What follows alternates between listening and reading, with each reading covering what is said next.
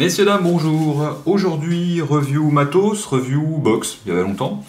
On va parler aujourd'hui de la Relo RX200S, qui est sortie déjà depuis quelques temps, ça fait pas un an non plus, hein. Qui est donc l'évolution de la RX200. Voilà. Différence fondamentale entre les deux, l'affichage. Voilà, qu'on va retrouver comme ça et comme ça.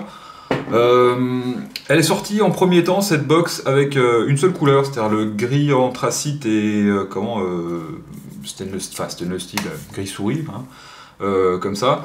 Et par la suite, là, ils ont sorti plusieurs couleurs. Et j'ai ouï dire aussi que des façades amovibles étaient disponibles dans différentes couleurs. J'ai vu ça sur internet, directement sur le site de Wismec. Photo ici, si j'en ai une au moment où je fais la vidéo. Donc voilà, donc les différentes couleurs des box et puis des trucs amovibles. Alors je vous avouerai que j'ai pas essayé d'enlever cette partie-là. Il parle que c'est amovible. Alors est-ce que c'est juste enclipsé ou est-ce que c'est un système d'aimant comme ici, ou est-ce que si je tire dessus je vais le défoncer? J'ai pas envie de la défoncer cette box parce qu'elle est quand même plutôt pas mal. Niveau autonomie, alors moi en vapant à 30 watts, en ne vapant pas que ça toute la journée. Parce que fatalement au taf je vais vaper avec d'autres choses aussi parce que je teste d'autres choses, parce que j'ai mon matos à moi aussi, je vape pas qu'avec des trucs que je teste. Je tiens largement 3-4 jours, donc on va dire en vapant à plus de moitié avec ça dans la journée, donc en gros je tiens 2 jours tranquille en vapant qu'avec ça. Plutôt pas mal, c'est pas l'impression que j'avais eu avec celle-là, je pensais que l'autonomie était moindre. Alors qu'apparemment le chipset dedans est exactement le même, hormis l'affichage qui est changé. Chipset interne Joyetech, mise à jour possible, depuis le 4 juillet la mise à jour était possible, on passe de la version 4 à 4.1 je crois, quelque chose comme ça. Donc la seule différence c'est on passe à 250 watts. Ouais, l'heure est grave, 250 watts. On est bien d'accord que ça sert à rien. On est bien d'accord que quand on vape à 250 watts, on vape de la soupe. Et puis si vous n'êtes pas d'accord avec moi, eh ben tant pis, c'est pas grave. Voilà, allez, je vais pas me faire plus long, on va passer en plan serré pour détailler, déjà montrer ce qu'il y a dans la boîte et puis montrer la box en elle-même. Et puis ensuite, pour faire la différence un peu entre les deux, il n'y a pas grand chose à part l'écran. Voilà. Allez, on passe en plan serré et puis hop, c'est parti.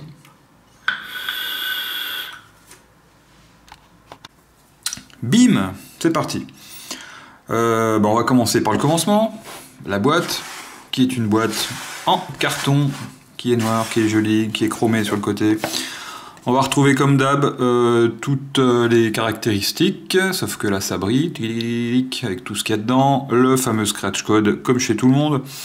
Avant de l'ouvrir, on sait déjà ce qu'on a dedans. Une Relo RX200S sans batterie, c'est précisé. Un câble USB, un manuel d'utilisateur.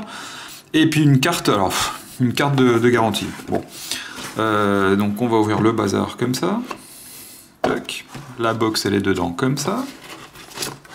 Tac. Tac, ça. Voilà. Ils expliquent bien quand même qu'il faut utiliser des batteries adéquates. En dessous, on va avoir le manuel. Alors le manuel qui est assez complet. Voilà. C'est plutôt pas mal. Non? Que vous en pensez? Et en plus, bien sûr, on va avoir une petite partie en français. C'est quand même pas négligeable. Ça change un petit peu de l'anglais, du chinois. J'ai même vu qu'il y avait de l'espagnol. Ou du... je sais pas quoi. Ouais, l'espagnol. Du russe. Ouais, ils ont fait le truc bien complet, bien chiadé. Toc. En dessous, on a le câble micro USB, j'ai envie de dire un de plus. Voilà. Et puis c'est tout. Voilà, je vais remettre ça dedans. Ouais, on va mettre comme il faut, dès le départ. On va parler après des caractéristiques de la box. Pardon. Toc, que voici. Alors on va la détailler déjà. Je vais zoomer un coup. Et puis on va la détailler comme ça. On va voir que l'écran est plus large que l'ancienne, tout le bazar. Je vais déjà parler des specs et après on fera un comparatif avec l'ancienne qui est ici. Toc. Alors donc cette RX200S de chez Wismec. Elle a une certaine taille, oui messieurs dames, elle fait 50 par 40 par 84, c'est-à-dire 50 par 40 par 84. Voilà. À vide, elle va faire 150 grammes. C'est pas très lourd à vide. Voilà. À plein, donc avec 3 batteries, enfin pas à plein d'ailleurs, juste avec les 3 batteries, elle va faire 310 grammes, donc c'est déjà beaucoup plus lourd. Et puis après, moi je l'ai pesé avec un atto dessus, ça là, avec un Vapor Giant. Merde. Avec un atto dessus, elle monte tout de suite à 410 grammes. Donc on passe de 150 grammes à vide à 410 grammes avec un atto. Avec un atto de 5 millilitres, hein, pas un atto, voilà, hein, un atto normal. À l'intérieur, on va avoir un chipset Joyetech. Alors c'est on va dire le cœur, hein, c'est un chipset Joyetech. Oh putain, un chipset Joyetech, et après ils adaptent ça à leur box, hein, bien sûr, comme ils ont fait avec la RX 200, la classique. Mais l'original du truc à l'intérieur, c'est du Joyetech, donc on est sûr que c'est quelque chose qui marche plutôt bien. C'est assez fiable. Moi j'ai trouvé que la gestion de l'autonomie sur celle-là était pas mal, contrairement à l'ancienne. Alors allez savoir pourquoi, alors que c'est sensiblement exactement la même chose. Je sais pas.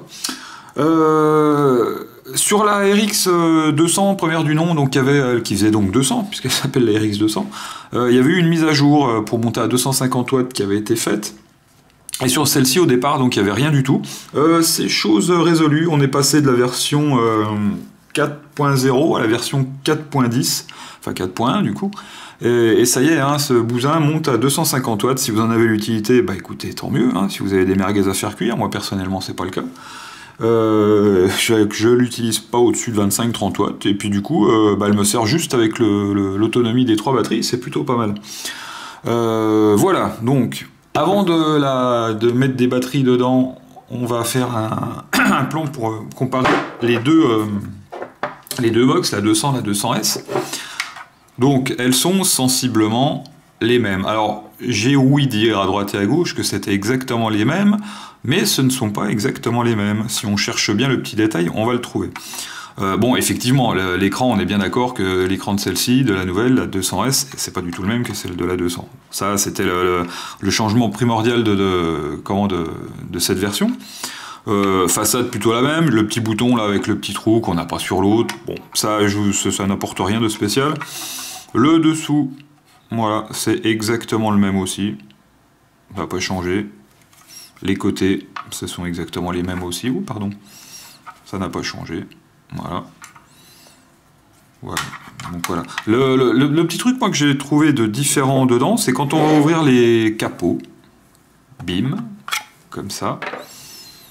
Et bim. Comme ça. Si je réussis à l'enlever celui-là. Voilà. Elle a reçu hein, déjà la noire là. C'est pas à moi. Hein. C'est à mon boss. Tac. Voilà, donc la différence que j'ai vue à l'intérieur, hormis la couleur qui pète sur la 200S, c'est le positif des plots qui était plus large sur la version 200 que sur la version 200S, voyez-vous.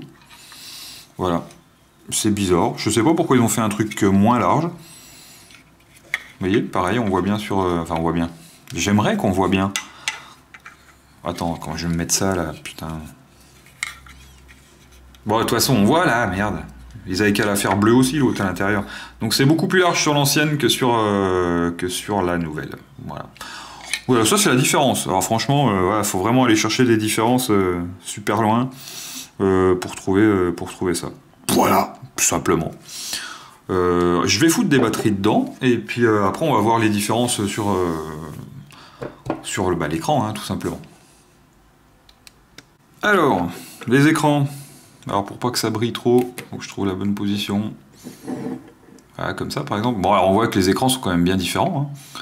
Hein. Ça c'est l'ancienne, ça c'est la nouvelle. Je vais pas rentrer dans les détails. Voilà. Hein. Quoi qu'il arrive, il va se passer à peu près la même chose. Hein. Les chipsets sont quand même sensiblement les mêmes, donc il n'y a que l'écran qui va changer. On va quand même plus s'attarder sur la nouvelle, tant qu'à faire. Hop, comment je fais? Je zoome un peu. Bon, la différence fondamentale qu'on va avoir sur ce chipset, ça va être, vous voyez là sur le dessus, là, j'ai marqué 100%. Et bien en fait, on va avoir on va pouvoir régler son, hop, en rentrant dans le menu, hein, c'est du menu Joytech, hein, voilà.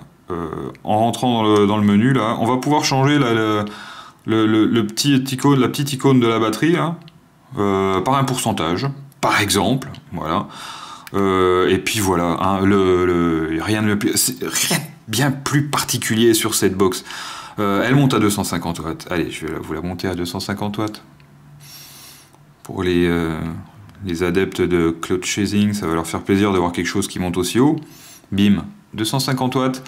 Alors bien évidemment, ne vous ruez pas dans les magasins où vous avez acheté cette box avec votre râteau de merde monté dessus en disant au vendeur bah, ma box elle monte pas à 250 watts, c'est impossible, ça bloque avant. Bah ouais, bien sûr. Si je mets un atto comme ça avec un atto comme ça avec une résistance à 0, je sais pas combien je suis d'ailleurs, 0,6 ohms, 0,7 ohms, j'en sais rien. 0,5 ohms. Voilà, si je mets un atto avec une box avec une résistance à 0,5 ohms, et ben voilà, la box, elle voudra pas monter au-dessus de 162 watts par exemple. Il y a toujours des types qui vont revenir puis qui vont dire ah, je comprends pas, c'est de la merde, ça monte pas plus haut que 162. Ben, c'est normal mon petit lapin. Cette box montera à 250 watts dans les valeurs qui sont préconisées par le constructeur, pas autrement. Mais ça, si on lit pas les notices et puis si on n'écoute pas un petit peu ce que les gens racontent, eh ben on peut pas le savoir, tout simplement. Voilà. Que dire d'autre sur cette box? Alors, bah, bien sûr, elle va faire contrôle de température en NI, en TI, en SS, en mode TCR, c'est-à-dire que vous allez pouvoir régler le coefficient de chauffe, bah, par exemple pour du NIFE et tout ce qui s'ensuit.